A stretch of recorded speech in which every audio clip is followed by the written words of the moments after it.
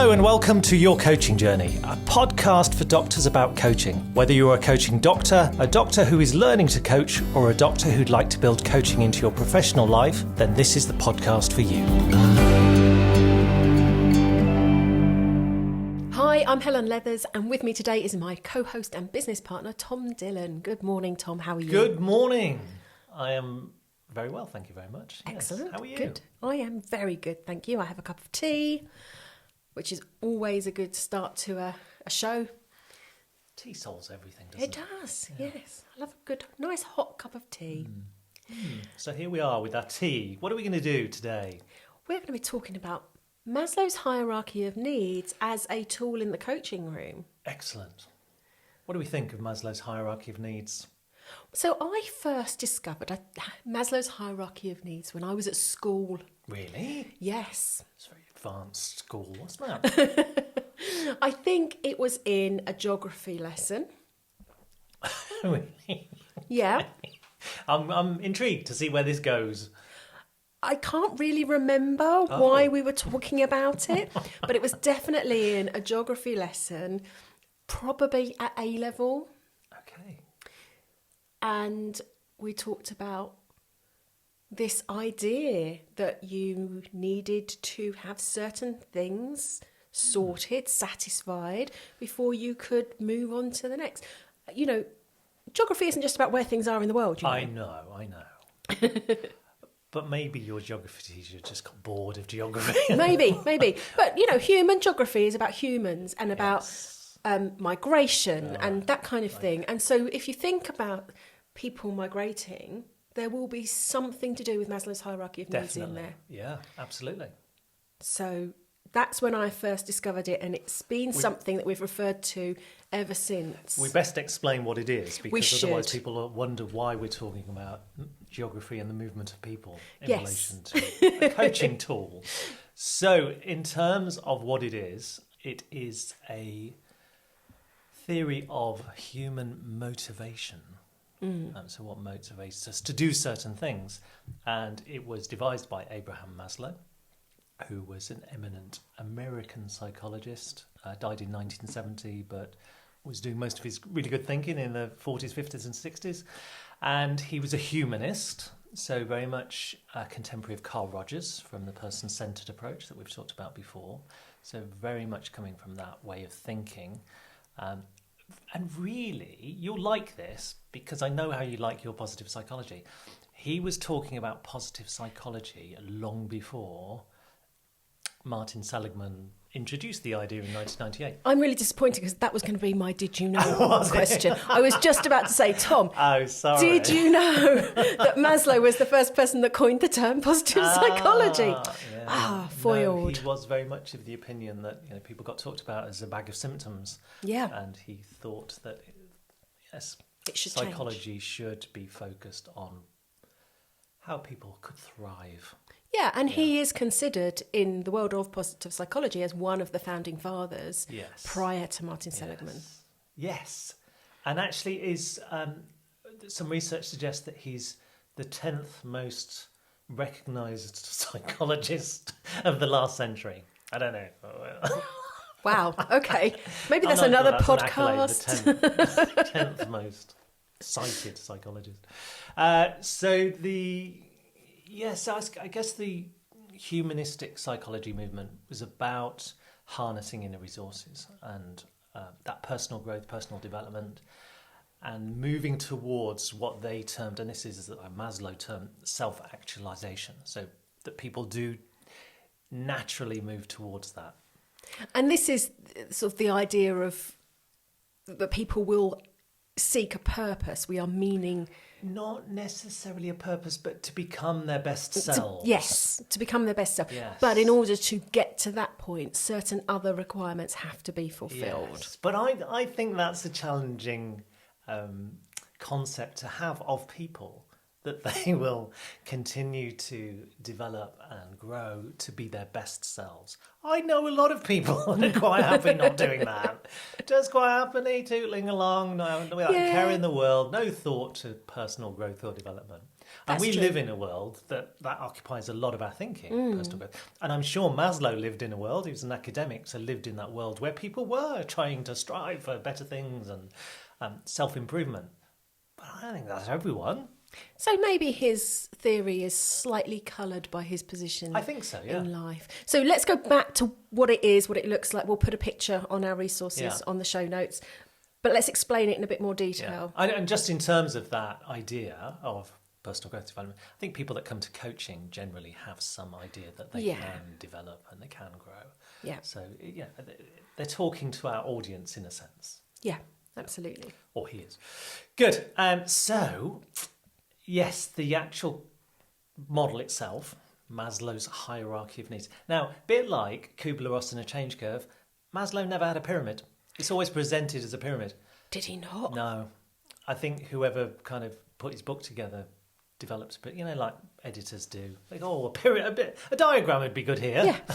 So a pyramid was created. Draw a pyramid. So it's always presented as a pyramid, but he didn't actually have one. But it works. It works, yeah. Okay, let's go through our pyramid then. So the pyramid is divided into layers, isn't it? Yep, there are 5 layers. And at the base of the pyramid? The base of the pyramid is our physiological needs. So these are things like the fact that we need to eat. Yep. We need to sleep. We need to sleep somewhere safely, really. And we need shelter. We need clothing. Some people might argue that, but there are our basic physiological needs that we need, and otherwise we won't survive. Yeah, shelter's a weird one because I think that kind of slips into the safety and security needs, doesn't it? Potentially, yeah. There's going to be some crossover, isn't there? Yeah. But definitely food, water, sleep. Yeah, the basic things of life. So we need those primarily to stay alive, and then what do we need once we've got those? So once we've got that, then we start to worry about our safety and security needs. So, in the Western world, health, employment, having a roof over our heads, which is where I think the shelter bit comes in, a bit of stability, so that just feeling safe and secure. And interestingly, in the diagram I've got in front of me, family comes into safety and security needs. And I suppose there would be an element of having people around you to provide that security. So if you think about way back in less modern times, you would survive because you were part of a group. Well, I think that's still very much the case, isn't it? We can't survive on our own. No man is an island. Some do try to be. But it's not really possible to survive without anyone else, is it? Yeah. And I think this raises an interesting point about the hierarchy and whether it's in the right order. Because actually, if you think about it, no one survives without that social grouping. No. So as infants, we cannot survive without our parents. It just doesn't happen, does it? We need to be fed for a couple of years without, quite a while, actually. Yeah. Just a couple of years. Yeah. Off you go on your own, go find your food. I was thinking of mammals that can just get up and run and eat grass and stuff. It's different to that, isn't it? But I know a few 30-year-olds that don't seem capable of fending for themselves. But we do have that need for other people in order to survive our infancy, don't we? And yes. I think that's still... So Matthew Lieberman, who's a social neuroscientist, he would suggest that social should be at the bottom of the pyramid. I'm inclined to believe, but I'm aware that we are challenging the 10th most cited psychologist in the world. Although some people would put broadband underneath. I've seen that meme. So, But they're citing him without really knowing about it. Everyone cites Maslow's hierarchy of needs without really understanding it. Yes. So no, I think there is some argument to be made. Obviously, we can't survive without water. We can't survive without food. But we also can't survive without other people. So I think there is some definitely some fluidity to those two. And I think Maslow would have argued that, and he did argue that there was some fluidity. It's not a pyramid where everything stays in its own lane. We have to accept that there is some movement of that. Or indeed that everything has to be fulfilled in that level before you move on to the next one. Yeah, that's certainly not the case. So, because, you could say, well, I've got the basic food, but it's not quite enough, but I'm still going to go out and move to that next level, perhaps in order that I can have more food. I think that's the way that it's quite often interpreted, is that you can't move to the next level until everything has been satisfied at that level. And I don't think that is true. No, I don't think so either. So good, we agree on that. Yeah, and I think if you think about people in war-torn countries, they will still have different needs. We'll cover all the needs and we'll explore that a little bit more. But I don't think it's necessarily just about food and water. Other things will be going on for them. Yeah. Good. So above safety and security needs, we then have social needs, love and belonging and all of that, interacting with other people. So again, we've got that fluidity. Families not only sitting in the safety and security needs, it also very much sits into that social needs. And that intimacy, that connection with other people. So at this level, we're starting to think about friendships, family, intimacy, connection, all of those things that relate to other people. Which is to say, I think, if you follow Matthew Lieberman's train of thought, it's there throughout. That's not a distinct level on its own. It fits into all of the levels. But that's how it's seen in Maslow's hierarchy, is that the thinking about needing love and belonging come after you've been fed and watered and feel safe. Yeah, I can see why he didn't put this into a pyramid, because he probably wasn't thinking. He wouldn't have had a pyramid. No, because to me, these red, orange and yellow, as I can see it on this diagram, the bottom three almost should just be all in one place. But they just have different... I think there is something about, if you don't know where your next meal is coming from, that's probably going to occupy a great deal of your thinking, isn't it? Yeah. So that's going to be, I need to find food. And until that's satisfied, you're not going to worry too much about whether you're upsetting the person next to you. It's just, I need to find food. I need to survive. Yeah. I suppose that there are probably all sorts of scenarios where you could think, well, yeah, but if you had, people around you and you didn't have enough food, then someone else might help you out, or someone else might support you in some way. We've seen enough news footage in recent times of war-torn countries where it's a scramble to get food. Yeah, my psychology tutor did say that my optimism wasn't proven in most of history. Yeah. So, but I think this is where Maslow's hierarchy of needs is useful, to think about why someone might scramble for food when there's a shortage of food. Because it's at the bottom of the pyramid. Yes. You've got to satisfy that before you move on. Okay, fair enough.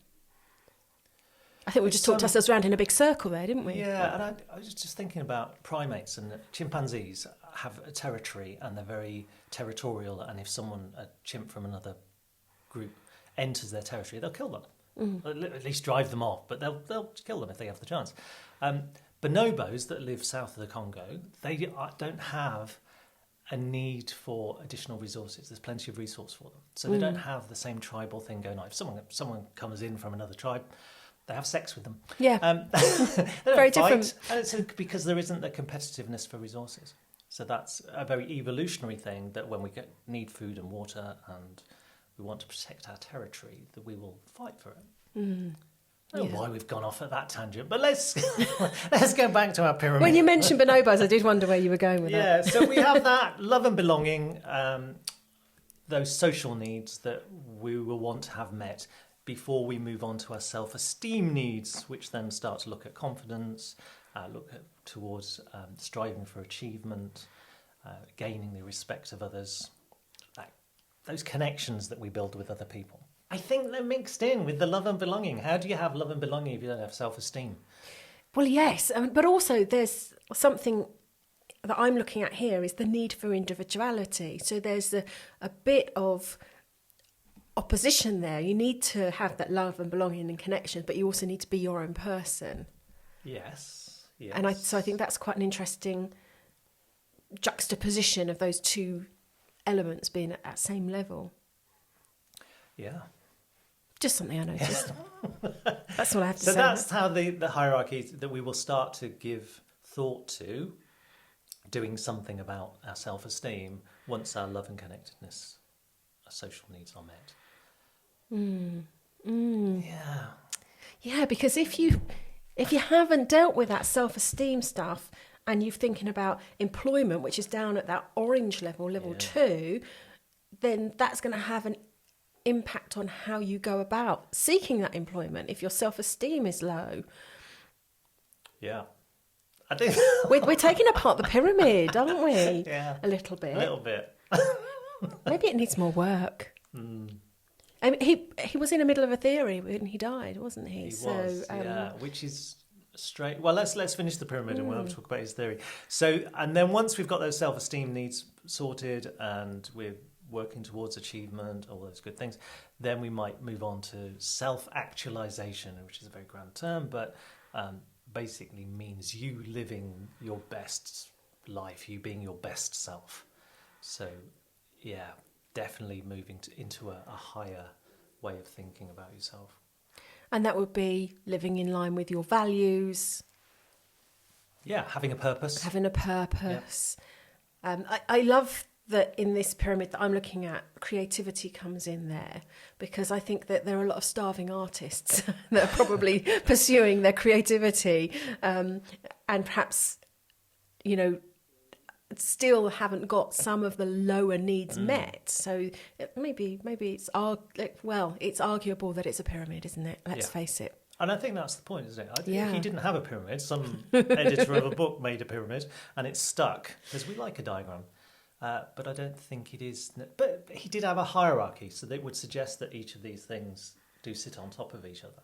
So that's why it's seen in that way. But self-actualization was an interesting concept for him because he kind of picked particular people that he saw that were capable of self-actualization. So it was strange for a humanist. It was almost an elitist thing that in order to get to that self-actualization, you had to be a little bit special. So Einstein was someone he saw as self-actualizing. Gandhi was someone he saw as self-actualizing. Eleanor Roosevelt. So he kind of had a very small clique of people that he identified with. I'm sure he saw himself as being self-actualizing as well. Yeah. But it wasn't for the masses, really. Which is a bit elitist, isn't it? Yeah. I think that was...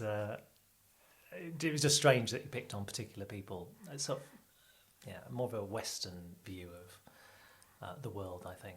But also, once you put this hierarchy into a pyramid, it's the only way it can be interpreted, right? Yeah. So that's interesting. Yeah. What I think I'm really interested about is how we might use this in the coaching room. Yeah, I was afraid you were going to say that.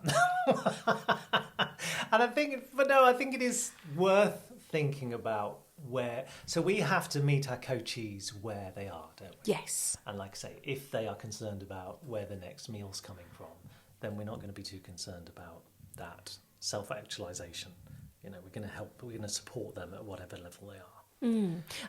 I'm just reminded of a recent episode we did on our listeners' questions, where someone had asked about tools they could use for working with finances.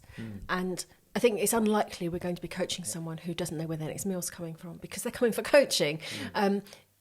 So that denotes that they're already kind of okay.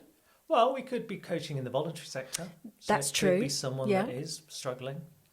I know that we obviously do a lot of work in the world of health coaching, and health coaches that are employed by the NHS are quite often used to deal with people that are struggling. That's true. So they will have coaching sessions with people that perhaps are worried about where the next meal's coming from. So I don't think we can rule it out. No, so you have got that element. And also that idea of if someone was struggling with their finances, that could stop that progression through to being the person they want to be, because it could have an impact on other things. It could have an impact, if they're not managing their money well, on other elements of their life, which means they find it hard to move forward in that progression, in that hierarchy. Yeah. And I'm wondering, I've never presented this as a pyramid to an individual coachee. I've used it in workshops, talking within organisations, but I've never used it as a tool. But I think it's useful to have in your head as a coach that, well, where are these? Where am I meeting my coachee? They're coming to talk to me about confidence, but actually we're at this level where they are really struggling financially. They don't know where the next meal's coming from. They need support at a more basic level. Yes, that's interesting, isn't it? But then if they are coming to talk about friendship, family, intimacy, it may well be that confidence, self-esteem are getting in the way of them getting out there to meet people. That could be interesting, couldn't it? They're at a more basic level, but they need to actually think about how they're viewing themselves. Yeah. And I think being mindful of that is helpful. But as we've just talked through, it's all very fluid anyway. Yeah. So we don't have to abide by Maslow's idea of what's going on. But he's the 10th most recognised psychologist in the world. Interestingly, there's another kind of model of basic needs that I've come across, which kind of feeds into it a little bit. So Tony Robbins, we've mentioned him before on the podcast, but he has an idea of the basic needs that people have. So his first one is certainty. So that definitely feeds into that physiological needs of knowing where your next meal's coming from and that you can survive. So certainty. But then beyond that, some degree of uncertainty, because life gets pretty dull if we're certain of everything. So some degree of novelty coming into our lives. So that's the second need as he sees it. The third one is significance. So in what way am I important? And I think that is a basic need for everyone, isn't it? To recognise that they have some role to play in the world. So that's, and anyway, for a lot of people that get involved in violence and crime, that gives them some significance. Yes. So I think that's definitely a part of, and certainly in terms of us coaching people, them coming to coaching, we give them a degree of significance by listening to them. We satisfy that need a little bit, don't we? Yeah. The fourth one is connection, which feeds into that love and belonging section of Maslow's hierarchy and needs. And I think Tony Robbins would suggest it's love, but a few people get twitchy about talking about love. And it's interesting, I was listening to a podcast the other day with two guys that were talking about being open and honest in relationships. And one of them said, when was the last time you told a male friend that you loved them? He said, no, I've never done that. Why would I do that? And the other one said, yeah, and do you love them? And he said, yeah, definitely. Yes. And it's kind of an emotional moment where, no, I definitely when he do. realised. He said, so why have you never told them? I said, because they'd laugh, or there was some discomfort in that, some embarrassment. Because men don't say that to each other. So connectedness is where Tony Robbins would see that. If you can't deal with love, deal with connection. Yeah. Then growth, so definitely very much a coaching topic, growth, and then serving something beyond ourselves. So that's not self-actualization, that's actually thinking more widely than that, which brings us neatly back round to Maslow's hierarchy of needs, because the bit he was working on before he died, so he had a heart attack 1967, was working on this stuff, then was out jogging. I need to give up jogging, it doesn't sound very healthy. He was out jogging, had a heart attack and died in 1970, before he'd kind of finished fleshing out this theory. But beyond self-actualization, which was seen to be at the top of his hierarchy, he had the transpersonal element of our existence, so that thinking beyond ourselves. So to some extent he saw it as a bit spiritual, a bit mystic. So there's some element of peak experiences where we go, and maybe we've talked about in positive psychology, the idea of flow, where you just get lost in an activity. So I think there's some of that mixed up in it, but flow hadn't been invented by then.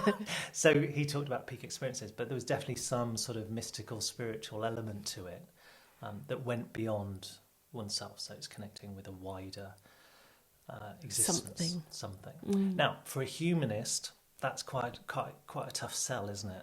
So he did found with other people the transpersonal psychology movement just before he died.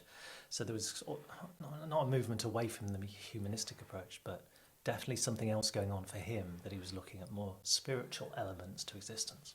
And that's really interesting, isn't it? Because John Whitmore, who wrote a book on coaching. Coaching for performance. Yes, and is the person who established the GROW model. We spoke before about how, as he progressed through his coaching, he moved towards that concept of something beyond self and the spirituality and transpersonal coaching. So there's obviously a journey to be had there, isn't there, for many people? Yeah, and an interesting one, and obviously we'll never know because he died, so we don't really know where that took him in his thinking. No, someone has picked up his research and developed it, and I've got their book, but I haven't read it yet. Okay. So I'll come back to that another time. Yeah. So just going back to where we started, which was exploring Maslow's hierarchy of needs and a tool that we might use in coaching. I think we probably won't use it. I've never used it in coaching. Me neither. So it's probably not a tool we're going to use in coaching, but I think it's good to have an awareness of it so that we can actually think about people's needs and what needs are not being met. But to not hold it too tightly. Yeah. I think that would be key. And going back to what we said about Tony Robbins and his needs, then there's a different way of looking at it. And it could be that someone doesn't have significance in their life, which could be really important. I mean, that could be life-saving, couldn't it, to have a conversation with someone about what their significance is. So I think there's definitely work to be done around needs. And maybe that's something we can come back to on another podcast, is how we work with people. A tool that actually works with people's needs. Yeah. Good. I think that it's probably not where we thought that was going to go. But no, we thought we'd have a nice conversation about a tool you could present to your coachee. Yeah. And genuinely, if people were wondering if this podcast was scripted, this shows that it most definitely isn't, because we sat down with a pyramid in front of us, which we've now picked apart. Yeah. So there we go. Maybe people will be thinking, why don't they do some prep?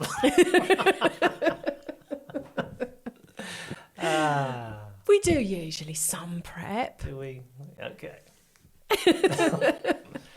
Good. Let's leave that there. Great conversation. Thank you, Tom. Next time on the podcast, we will be looking at a topic that might come into coaching, and that topic is change. That sounds like a huge topic. It's huge. It's probably 10 podcasts worth. But we'll make a start. We'll make a start on change. Yeah. Lovely. Great. Look Thank you. to that. See you again next time. Bye for now. Bye-bye.